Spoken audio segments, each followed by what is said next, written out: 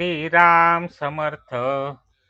नामस्मरण से अपने अवगुण समझ में आएंगे। संसार में परमार्थ पाने के लिए चाहे जितने साधन होंगे, लेकिन उन सभी साधनों में पहला कदम अपने अवगुणों को पहचानना है।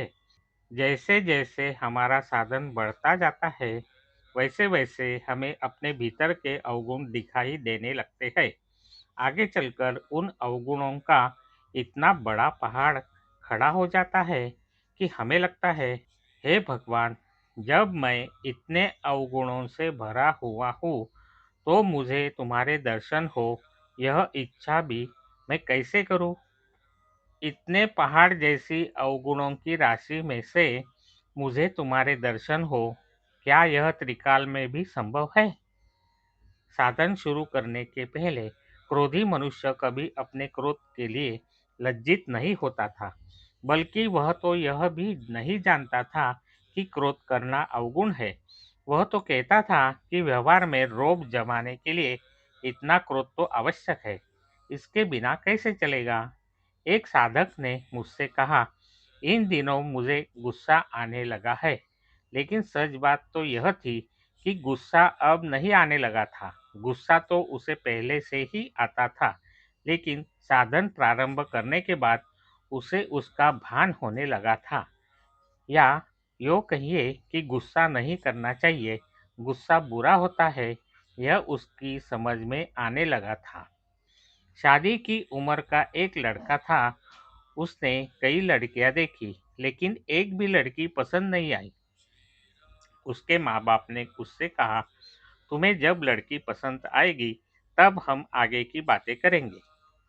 वे लड़की देखने के लिए उसके साथ नहीं जाते थे। उस लड़के की एक बड़ी बहन थी। वह लड़की देखने के लिए जाते वक्त भाई के साथ जाती थी। एक बार लड़की देखकर आने के बाद बहन ने उससे पूछा, कैसी थी लड़की? इस पर वह बोला, पसंद नहीं आई। बहन बड़ी चतुर थी।